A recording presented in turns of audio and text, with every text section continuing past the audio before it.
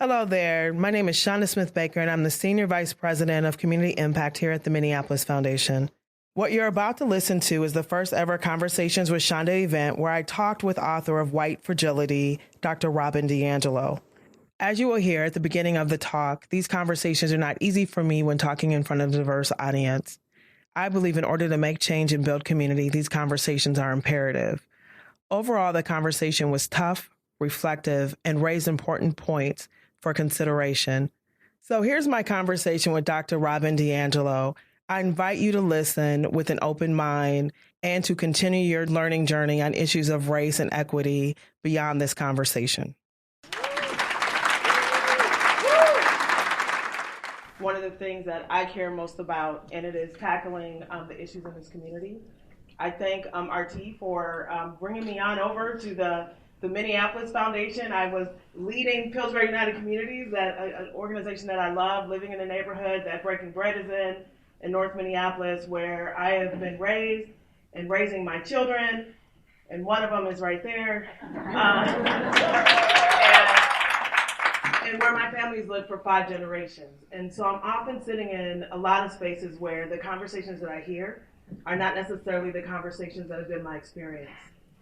And I do care quite a bit about every single child, every single person, every single community flourishing and having opportunity. And we talk about them often as underestimated. They're underestimated by a lot of people for the potential and the power and the resources that exist. And in this role, with this platform, I am really, really pleased to be able to bring some of the conversations that I think we need to do to just get right underneath that, the iceberg, to get underneath the surface and dig out a little bit conversations that we need to have. And so that's really the effort that we'll be leading over the next time with you. We'll have other conversations coming up. And I just want to point out to you that I am on this journey with you in this conversation. I had shared with some of you as I walked around the room, conversations like this are not easy. They're easy for me when I'm talking to other Black people. They're not easy for me to be able to do that in front of an audience that is diverse. I am talking with Robin. We've known each other for a few minutes. She is white, I am Black. And I am going to try and dig this out in a way, right? And knowing that some of the things that we're going to talk about are things that I have personally experienced. So I just want you to go with me with that and know that I am learning and navigating this space. There is no judgment here. There is what I imagine only real sincere interest in how do I do this better? How do I interact in this diverse world? How do I serve people in this community better? And that is what it's all about, and that's what we're about at the Minneapolis Foundation. We're about how do we serve this community better? And the only way we do that is if we're continually asking the questions. And so this is not an effort to have you learn from us what we know you need to learn. This is an effort of us digging out things that we're hearing in community and concerns that we have experienced ourselves and saying, how do we experience this together for the greater good of this city? And that's where we're at. So we have about an hour to have this conversation. I'm going to sit down. And we're just going to go right in. You had a great conversation this morning. We were very pleased to be the lead sponsor for Teach for America's event that they had this morning at 7:30 a.m. At the Guthrie with about 1,000 people that got out. And I hear it was phenomenal. And being with teachers and others, and I heard that it made some people snap their fingers and head nod, and some people were like a little bit, uncomfortable. So how did you experience this morning? There's something different that happens. I can feel a group, right? Even though I'm on a stage often, I'm not actually interacting, but there's a feeling. And when you have that many people who choose to come and are willing to pay a nominal fee to come, there's a kind of openness. And I felt it immediately, and then I'm affected by it, because then it opens me up, and I'm a little looser, and I go a little deeper. And so it was a very good synergy, and it felt wonderful. And I have to say, I got a standing ovation, which was really a rush in the Guthrie Theater. So yeah, it was cool. You know, we're in the land of Prince, and, you know, we know Madonna, and I just assume everybody knows you. And so, because I know you so well that there's no introduction needed, but why don't you just provide just a bit of introduction of who you are and how you got in this work? For the people in the back, I'll let you check me out for a minute, okay? So here I am. All right. So I am a former professor. I'm currently an affiliate faculty member at the University of Washington, but not teaching.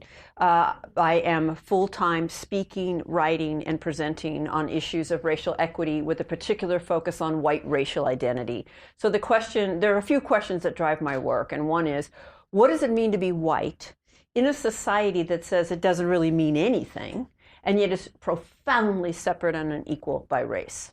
How do we pull that off? And what are the consequences of it? That's one question. Another question is, why is it so consistently difficult to talk to white people in any authentic, direct way about race, right? How do we come to be so often both so oblivious and I'm just going to be blunt, ignorant, and yet so certain and so complacent that it isn't us? How do we come to be so difficult to talk to and to share your experiences with and to bring your authentic self to? And what are the consequences? And so in 2011, I wrote an article called White Fragility. If you've heard that term, I coined the term. And just to try to put language to this dynamic that's so recognizable. And by the way, white progressives are my specialty. And I suspect I'm in a room full of white progressives. I suspect that's true. Talk about that for a minute. Why are you my specialty? Because I'm a huge white progressive. And I absolutely get the consciousness of white progressives. And when I say that, I don't mean are you a Republican or are you a Democrat. I mean any white person sitting in this room right now who basically thinks it's not me. Any white person sitting in this room right now thinking, gosh, I know a white person who really should have been here today. Any white person who's sitting here and thinking and going to, as we continue on, of all the ways that you are exempt from everything we're talking about. And any moment where you ask yourself, I wonder if it's me, it's you. I'm just going to tell you straight up, it's you. And I know it's you because I know it's me. And I think that white progressives, those of us who think it's not us or it's less us or we're woke, I think we're the most difficult. And I think we cause the most daily toxicity to people of color living and working in overwhelmingly white environments. Yes, there are extreme and horrific violent acts, but day in and day out, you're going to work with me. You're going to deal with me. And the degree to which I think I'm good to go, for all the reasons I'm going to want to make sure you understand that I'm good to go. I mean, I was in Teach for America, and I've been to Costa Rica, and I have multiracial nieces and nephews. I am going to be the most offensive because my identity is so rooted in this incredibly problematic understanding of what it means to be racist. Yeah. What does it mean to be racist? I can tell you what I was taught. It means that I can tell you what I feel confident that most white people sitting in this room have a deeply internalized sense of, even if your intellectual self understands it differently. We tend to respond from this deeper definition, which is, and it was probably the most brilliant adaptation of the system of racism post-civil rights, was to reduce a racist to this formula: an individual, always an individual, not a system, who consciously, has to be conscious for it to count, apparently, who consciously doesn't like people based on race and is intentionally mean to them. Because if you've ever noticed, if white people didn't mean to do it, apparently it's not supposed to count. So individual conscious intent. Does that show up like my intention was? Oh, absolutely. Oh, it shows up when you have a meeting and they have ground rules, and one of them is assume good intent. I mean, that's better than bad intent, but honestly, your intentions are irrelevant. Put a comma and then write focus on impact, right? So individual conscious malintent across race is the mainstream definition. And by that definition, virtually every white person in this room is exempt. It sets up this either or, that nice people cannot engage in racist acts or behaviors or collude in or benefit from the very system we live in. And I think it's the root of virtually all white defensiveness. Have you guys noticed any white defensiveness? Just checking. Right? Because if that's my definition and you suggest anything I've said or done is racially problematic, much less, God, I didn't say or do anything, but just by being white, I'm going to hear you say, I'm going to hear that as a question to my very moral character. And now I need to defend my moral character. And I will. So it just so perfectly protects the system while looking like a good thing, because of course it's not good to be racist, right? Yeah. Could you just set the ground for us just a little bit on what does white fragility mean? So there are many, many threads that go into having us react in particular ways whenever our positions are acknowledged, right? To suggest that what we have isn't solely from our hard work, right? That to suggest that there's no way we could not have absorbed implicit racial bias, right? These kinds of things. We become very defensive, right? Or we feel unfairly accused, or we have hurt feelings. How could you think that about me? If you must not know me, because if you know me, you know I couldn't have. Or I'm a white female, so I'll cry, right? Whatever it takes to repel the challenge and regain my position within an unequal racial hierarchy. So when I got at the term fragility, it was meant to capture how little it takes to cause white people to melt down on this topic. And so for many white people, two really simple ways you could trigger white fragility. One, keep saying white people as if it mattered. So prepare yourself. I'm going to say it about 100 times. And two, generalizing about white people. We do not like to be generalized about. Individualism is a very precious ideology for white people. And of course, we're the only group racially that's granted individuality. And so we will take great umbrage if someone is proceeding as if they could know something about us just because we're white, right? So I want to say, as a sociologist, I'm really comfortable generalizing about groups of people. Okay, social life is patterned and predictable and describable in observable ways, and I am simply describing an incredibly consistent white racial pattern, and then offering a theory about how it came to be and how it functions. So again, the fragility is meant to capture how little it takes, but our responses are not fragile at all in their impact, right? So you challenge me and I melt down in any kind of way, and I have to understand that my responses are backed with the weight of history, legal authority, and institutional control. And so it becomes a kind of weaponized hurt feelings, weaponized tears, right? Weaponized sense of misunderstanding, and powerfully propels you to back off.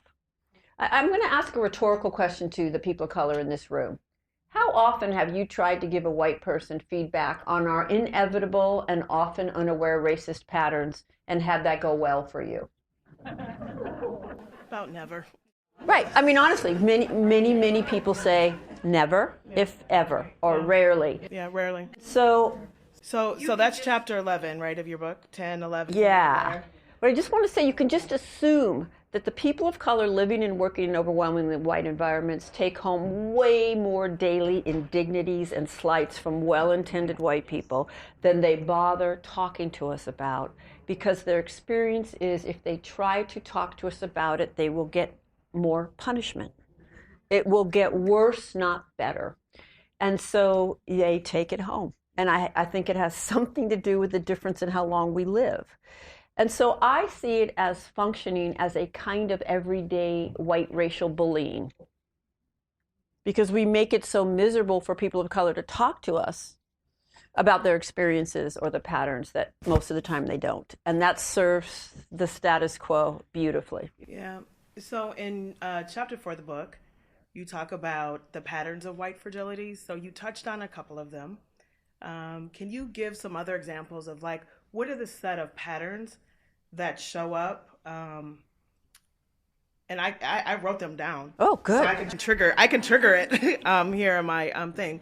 So that you write the socialization and gender is a common set of racial patterns.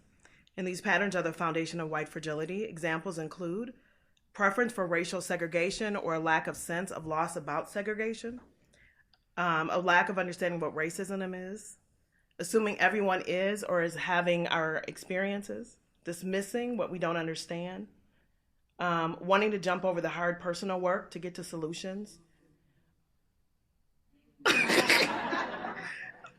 confusing disagreement with understanding. I got to that one. I was like, so it's off. Okay, so she's reading from a list of like kind of these are any interruptions to those will often trigger white fragility. So you give me feedback and I insist that it was a misunderstanding. It had to be a misunderstanding because fundamentally what's under the iceberg is it's not possible for that to be racism because I cannot be racist. So therefore you had to have misunderstood me.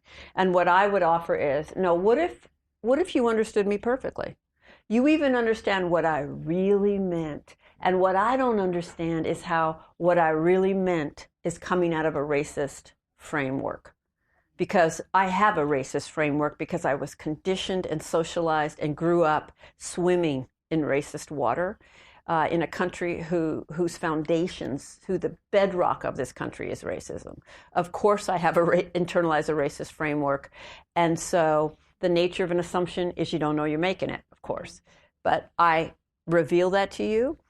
You try to tell me that what you see, and I just insist you had to have misunderstood me. And you talked a little bit about the consequences of disrupting, but can you share a little bit about how that shows up in our institutions, in our schools, or in our relationships at work when brown or black people are interrupting those patterns, right, when they are addressing them?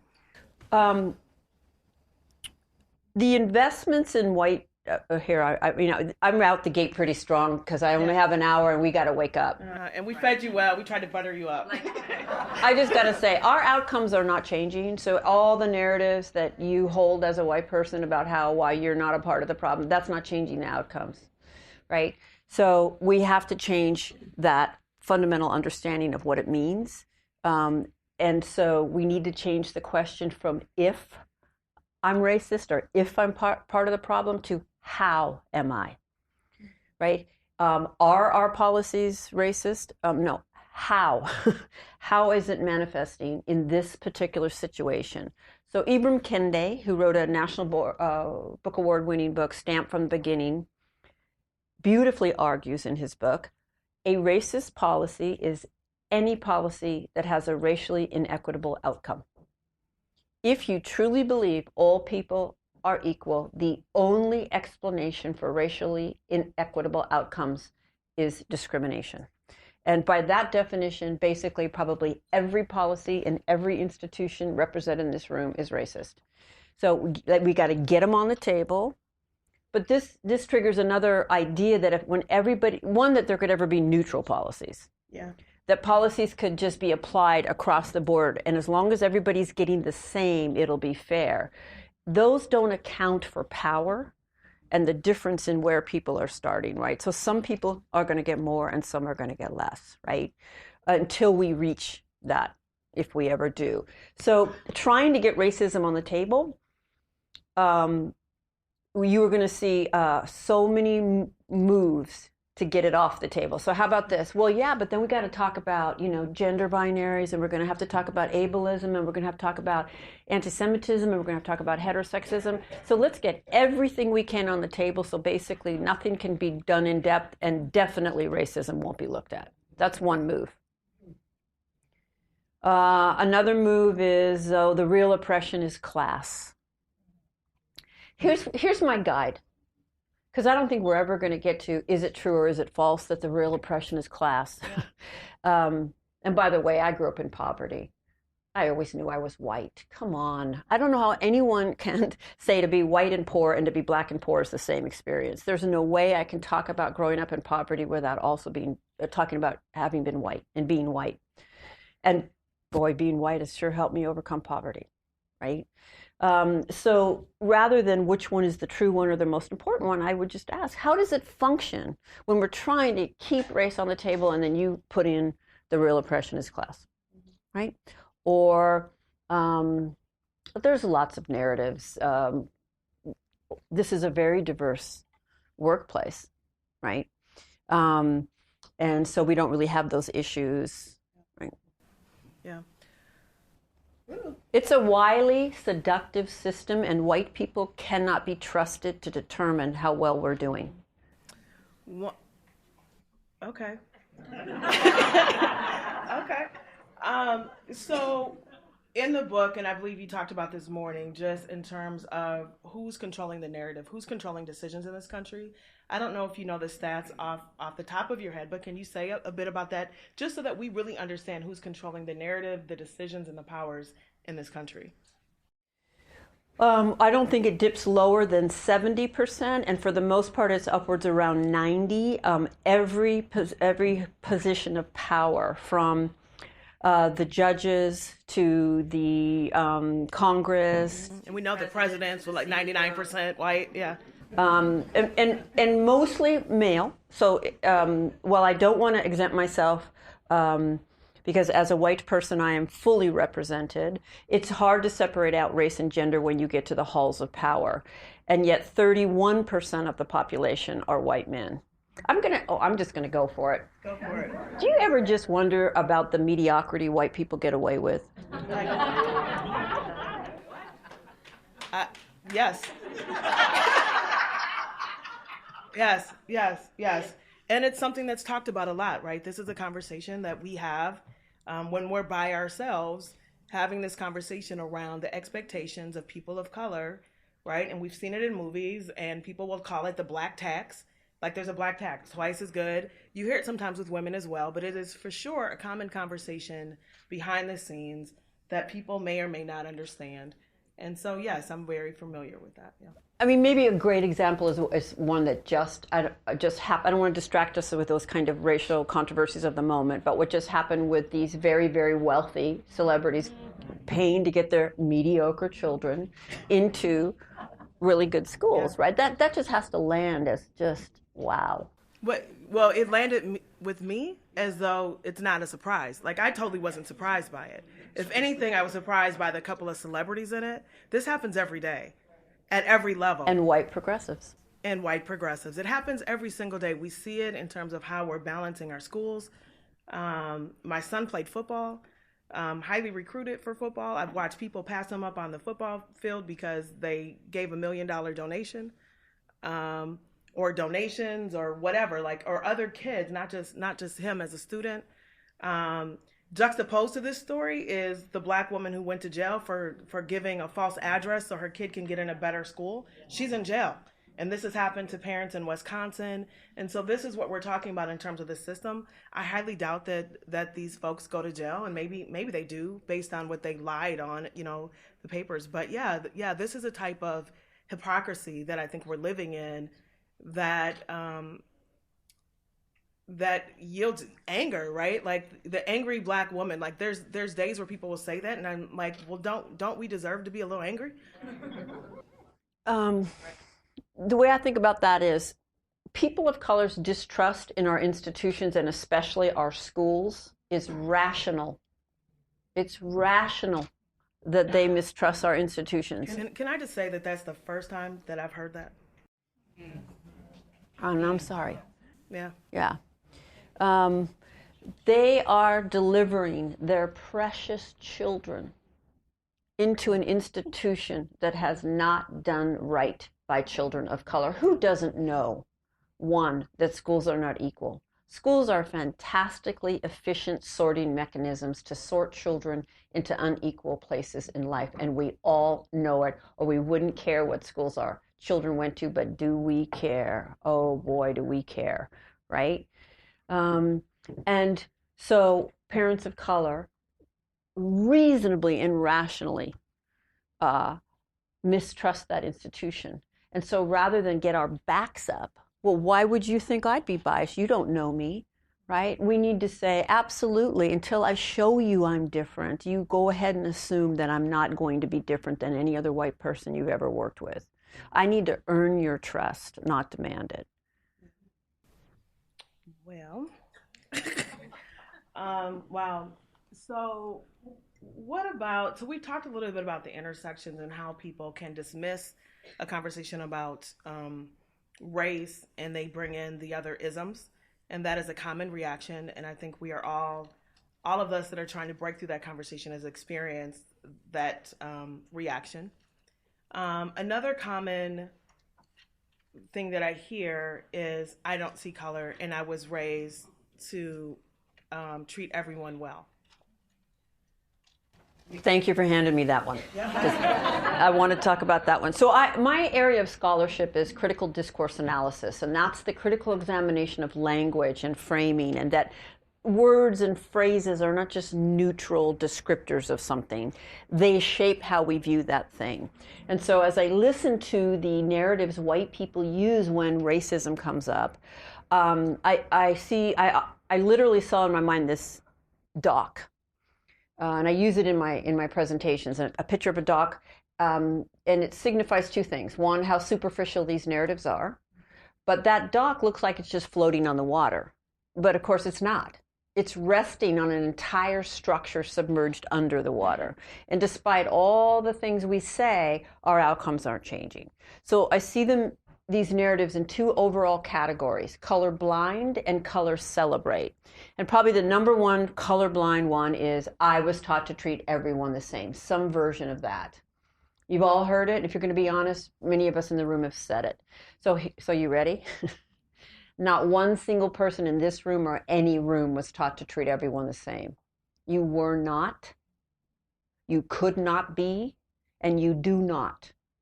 You can be told. I can lecture you, and you can't do it because you are human and you make meaning through the cultural framework you were conditioned to make meaning through, and it's a socio-political framework. There's no objectivity.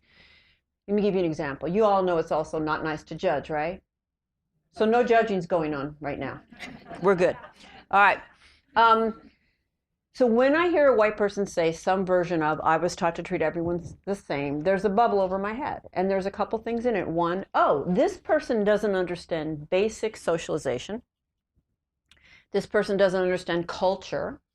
This person is not self-aware. And I need to give a heads up to the white people in the room, and you can check me if I'm wrong here. When people of color hear us say some version of that, they're generally not thinking, all right, I'm talking to a woke white person right now. Right? I mean, usually some version of eye rolling is going on. And a dear friend of mine... My air bubble is usually, oh, honey. Oh, honey. Well, a friend of mine who I sometimes lead with, a black woman named Erin Trent Johnson, says, when I hear a white person say that, what I'm thinking is, this is a dangerous white person. This is a white person who's going to need to deny my reality. It's just not doing what we think that it's doing, right?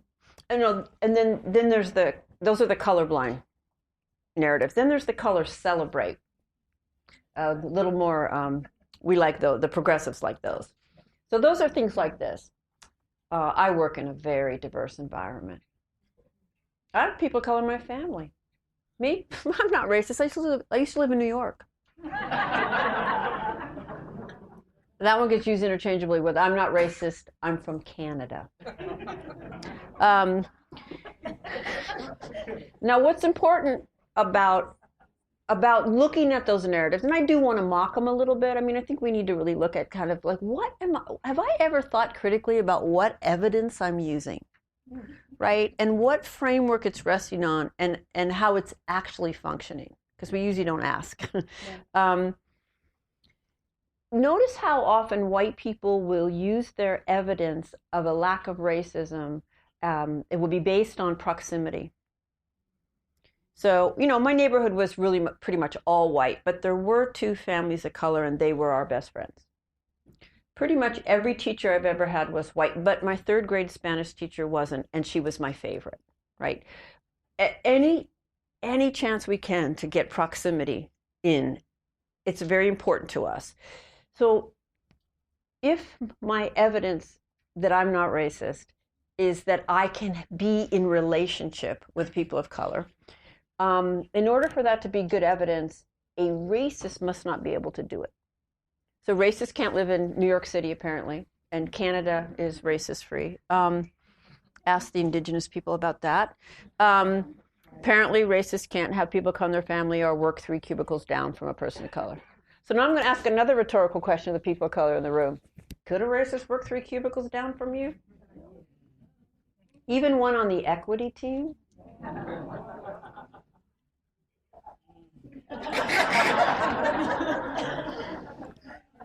I'm all for equity teams, but some of the most obstructionist, gatekeeping, oblivious, and harmful white people are involved in equity work.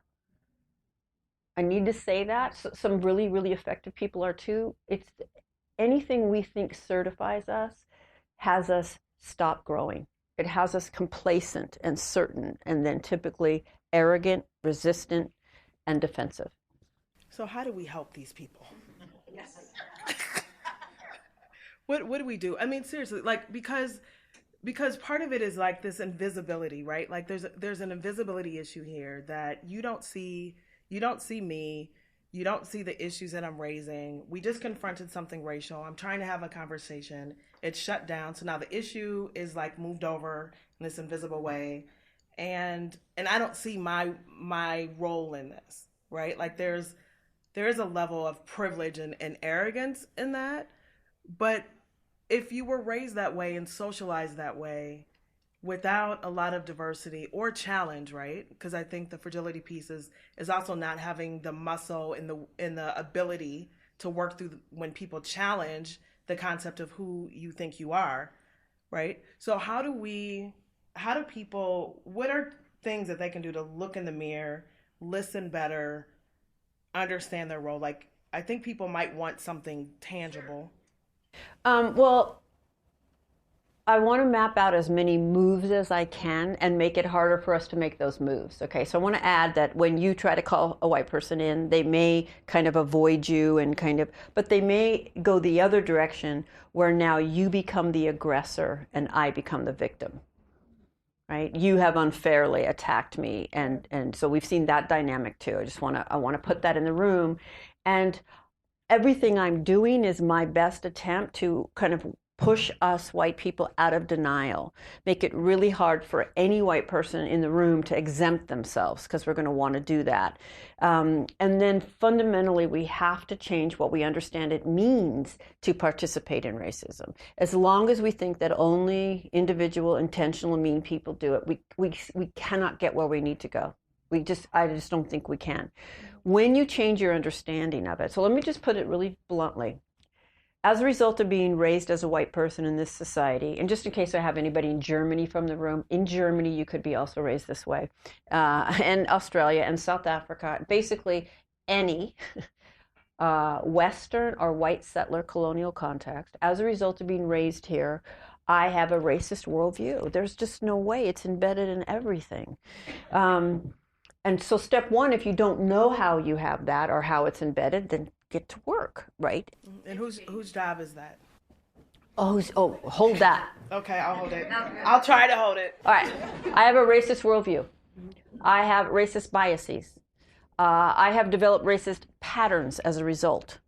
And I have investments in this system because it's comfortable. I'm sorry to say that the default of this society is racism, and as a white person, that's comfortable for me. So I have investments in it. It's also helped me overcome my barriers I have faced. And I also have investments in not seeing anything that I just said for what it would suggest to me about what kind of person I am if I'm operating from the mainstream definition, and what it would actually require of me. I didn't choose to be socialized into that, but I was. I had no choice. I was.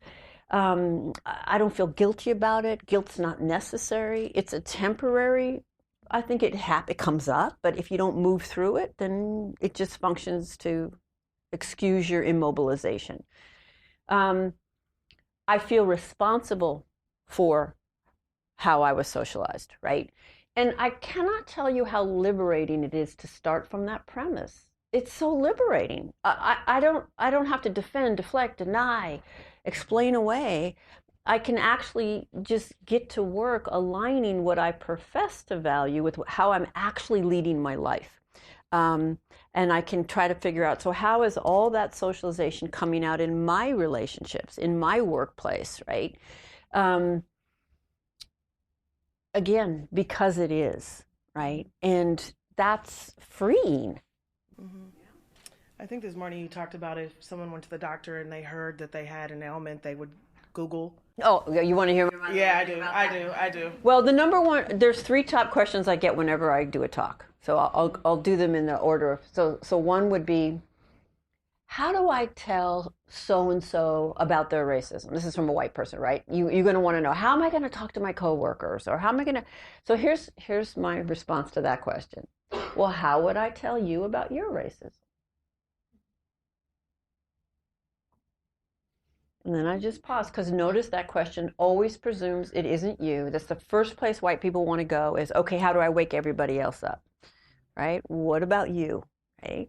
Second question is, how do I raise my children? Some version of how do I raise my children. I'm always thinking, are you seriously asking me how to raise your children? Wow. Okay. But just for that, I have a section on my website called Resources for Parents. But the number one question I get is, okay, now what do I do? That question has bothered me for a really long time because I think it's disingenuous. I think a lot of white people have never thought about this deeply in their lives, and an hour later, they want the answer. I think it's a form of colonialism, quite frankly. And honestly, in my experience, I'm really sorry to say the following. Most white people in this room are going to do nothing different other than continue to smile at black people when you walk by them and go to lunch on occasion. You're going to do anything different. And I'd love you to prove me wrong, but white apathy is really, really deep. So my response to that question, what do I do, is, what about your life has allowed you to be a full functioning professional adult in leadership and not know what to do about racism? Why in 2019 would that be your question? When people of color have been telling us forever, when the information's everywhere, how have you managed not to know? And what would you do about anything you had the mildest interest in and you wanted to find out more? You'd Google the shit out of it. I'm watching a movie. Is Keanu Reeves still alive? And I'm, oh, okay, what should I do about racism? .com. And honestly, for a lot of white people, actually just taking the initiative to go seek some resources is a huge break with the apathy of whiteness, and most people aren't going to do it. So the way that I speak back to that question is meant to challenge that apathy, but also it's a sincere question, because if you take out a piece of paper and you start writing down why you don't know what to do, you're going to have a map, and nothing on it will be easy or quick. But you weren't educated. Okay, there you go. You don't. But that leads to your question, are you all going to rush over to Chandra and ask her to educate you? No, that's a really, really problematic dynamic. There are plenty of people of color who write and speak and teach and make movies, who choose to do that, who choose to educate, and who often hopefully get paid to do it, right? You have to have a trusting relationship. It's really problematic across a line of power to just say, you open your guts. You take all the risk here. You do all the emotional work and just give me the fruits of your labor. And you know what I'm going to do, don't you? I'm going to decide which of those fruits is legitimate and which isn't. Yeah. But I'm never going to give you anything back. I'm not going to open my guts and be vulnerable. This is the dynamic. Yeah. So that is not for us to do to you. Yeah. Can you talk a bit about the difference between, so I think you talk about understanding comfort and safety as we address these issues, because sometimes there's a dismissiveness or saying I'm not safe, and really it's about comfort level, or it could be about a lack of understanding. Can you just talk a bit about those two? Yeah, I mean, because I've been in many workplaces and things where you have these dialogues or you have these workshops, and there's a lot of effort spent to make sure that white people feel safe, or I need to feel safe, or I didn't feel safe. So my question to white people who are asking to feel safe in a dialogue about racism is, what does it mean to need to feel safe from a position of social, historical, institutional, cultural power and privilege? Sounds safe to me. You are perfectly safe, and it perverts the actual historic and ongoing direction of violence and harm, and the true direction of that harm, to use that language when we're merely talking about race. We're perfectly safe. What we really want to be asked, this is what I think we really want to ask, but we know we can't quite get away with it. We really want to say, how are you going to keep me comfortable in the dialogue? But that's not quite as legitimate. As soon as I say I need to feel safe, oh, everyone should feel safe, right? So, I mean, this is where discourse analysis comes in. How does language function? The things that we say and ask for are really, really powerful. So I really just think that's a term that should be taken from our vocabulary. Oh, along with reverse racism, because there's no such thing. Can you say why that's not a thing? Please, just for me. Say why that's not a thing. All people have racial bias. You have racial bias, and you could just on sight dismiss me as a clueless white woman. By the way, that would be actually a very smart thing to do. I mean, based on probably years of experience, but nonetheless, we could say she doesn't know me. That was bias, not fair, based on race. Everyone has racial bias. When you back one group's racial bias with legal authority and institutional control, it is transformed into a far-reaching system. I have a slide I show of just the trajectory of anti-Black racism from the beginning to the current. It's just dense. And African Americans are not and have never been in a position to do any of that to white people. And we have always been and continue to be in a position to do it to you. And so there's just no such thing as reverse racism. And so I reserve that term. Sociologists reserve the term racism to include how the impact is transformed when there's legal authority, institutional control behind it. Here's the example I use really simply. Women got the right to vote in 1920, and hang in there and I'll add the other piece. Mm-hmm. Women got the right to vote in 1920.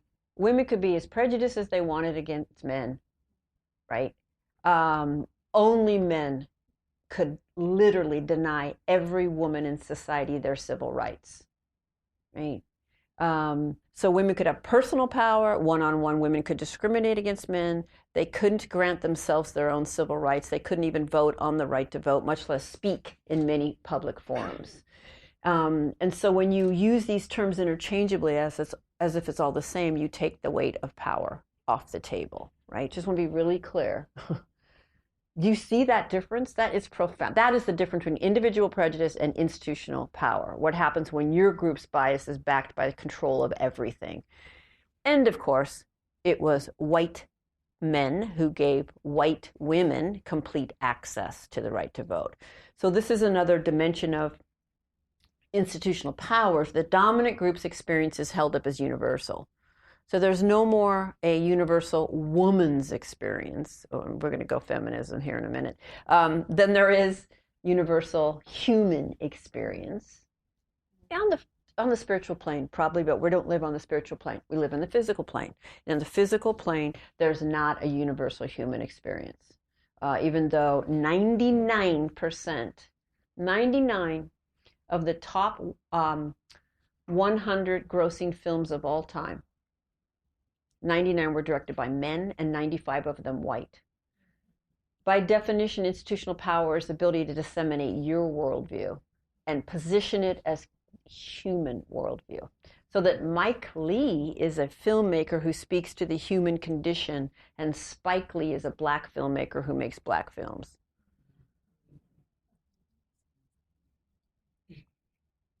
Yep, I'm taking that in. I hear you. And the Voting Rights Act came when? Came with? When? What Oh, year was yeah, that? 1964. Yeah. And we've almost dismantled it. This is the other thing, right? These things are not set and secure. It's being picked away slowly, and we are returning to voter suppression. Yeah, and if you want evidence, look at what happened in Georgia and Florida and Florida and right? Okay, so we have a few minutes left. Have I touched everything I need to touch? Actually, I have one more question. I have two more questions. And I had some questions emailed in, and I've tried to get to them, and you've gotten to some of those answers. One of them was from someone who says, I want to be in these conversations, and then I'm in them, and I might language wrong.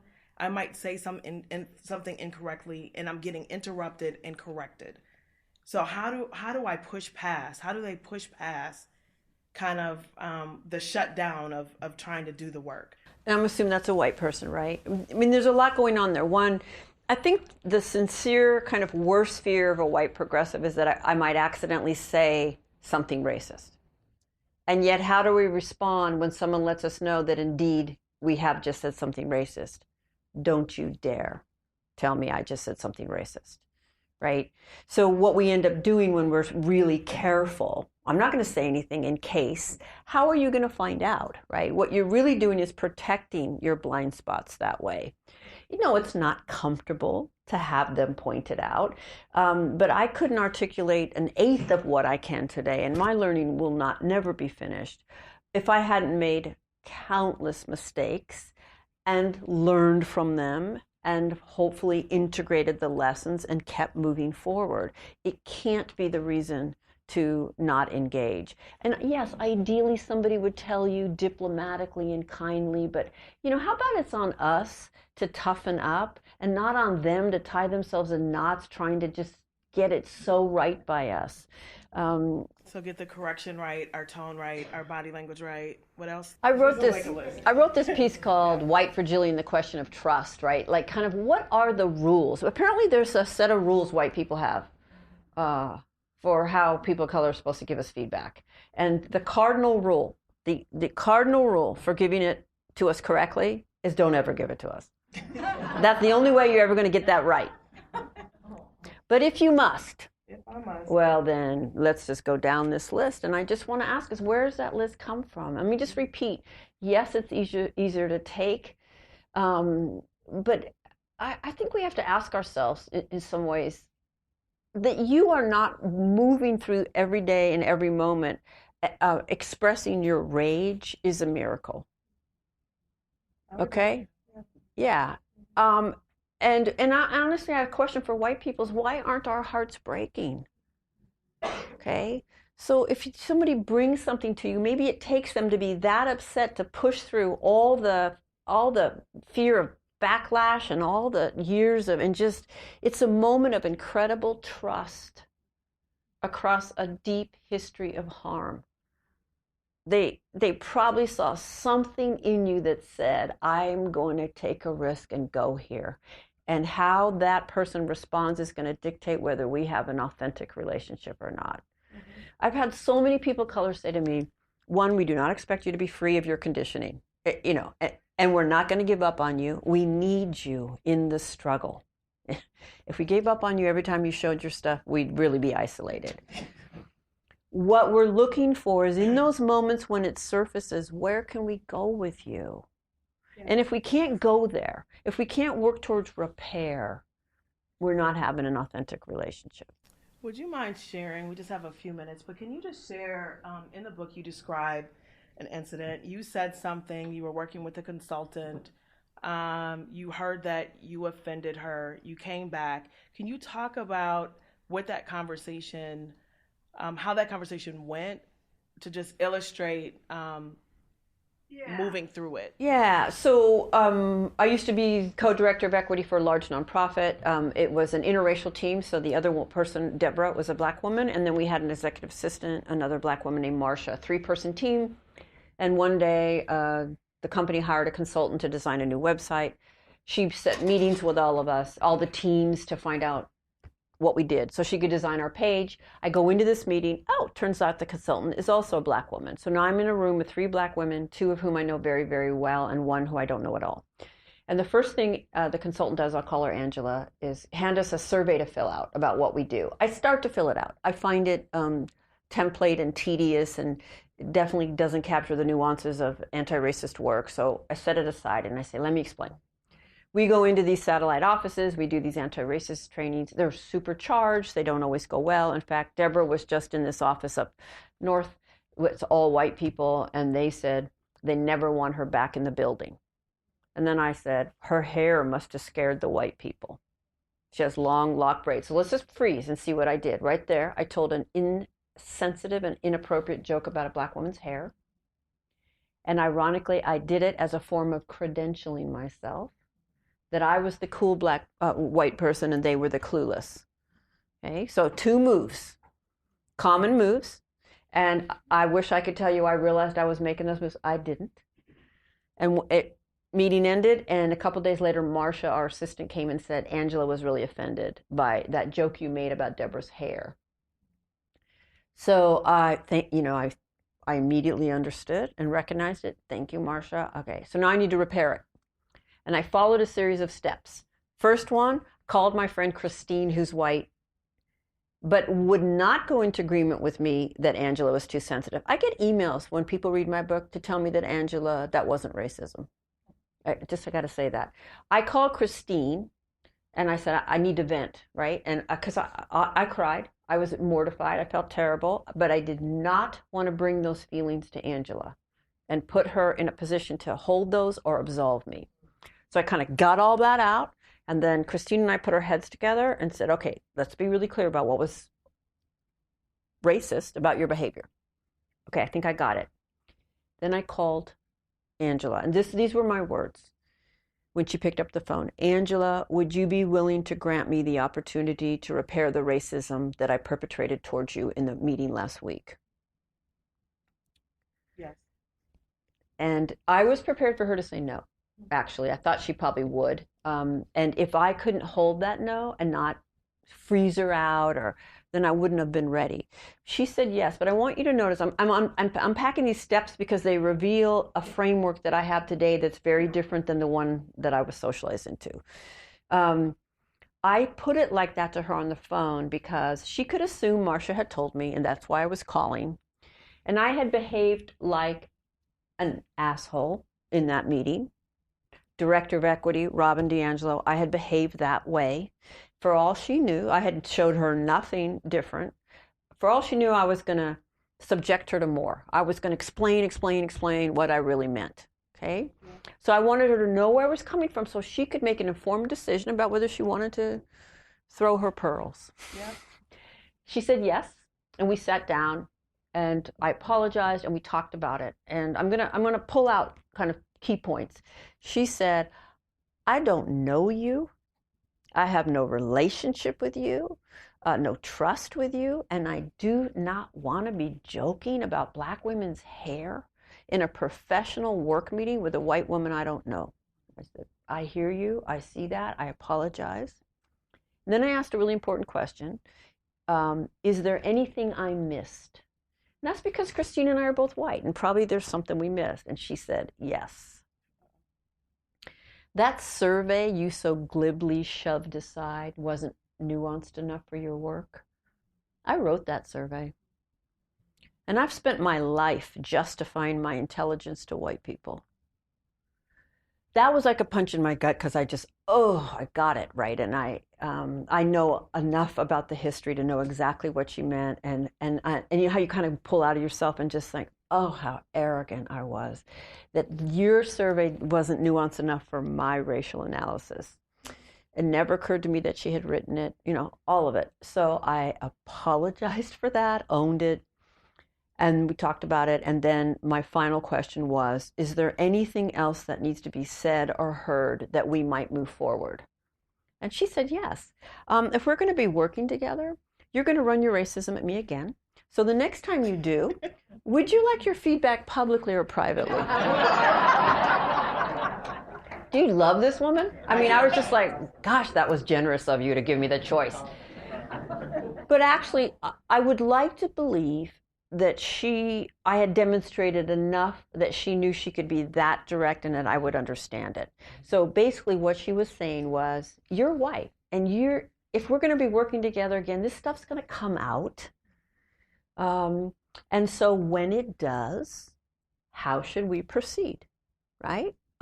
For me, here she's saying, for me, these are two options I'm going to give you, which was very generous. And so I said, in my case, please, publicly. It's very important that other white people see that I'm not free of these patterns. And it gives me the opportunity to receive the feedback without defensiveness. So what I can say as a result of doing this work is I do less harm. I still do harm, but I do less. And that is no small thing, because that could be one more hour on someone's life that they didn't take it home and try to figure out whether it was worth it to talk to me. I do less harm. I'm not defensive anymore. How long did that take? I have really good repair skills. Yeah. How long did that take? Years. Like in your journey, right? Yeah. Like, so it's not an overnight thing, right? God, like no. No one's going to read your book, no, get the steps, and then be not defensive tomorrow. No. Okay. It takes, it's like water dripping on a rock, because everything outside this room will push everyone in this room not to see anything we've tried to make visible. Everything outside that room will not only push you not to see it, will kind of penalize you for trying to see and name what we've been talking about. And so the force is pushing back on every inch you try to challenge. You have to be relentless, and you have to put something in place to keep you accountable. Our conversation ended with this story from Robin, and what I took away from it was the courage it took for both people to be honest and willing to have that tough dialogue. I also took away from Robin how she appreciated getting feedback in public and in real time, and how important that was for her to demonstrate true partnership and commitment to issues related to equity. I spent time over the weekend reflecting on this conversation and what we're setting out to do here at the Minneapolis Foundation. I also asked Dr. DiAngelo to share with us her reading list for those interested in continuing this work. You will find her recommendations on the Minneapolis Foundation website. There are more conversations with Chanda events that come in 2019, so keep an eye out, and I thank you very much for listening.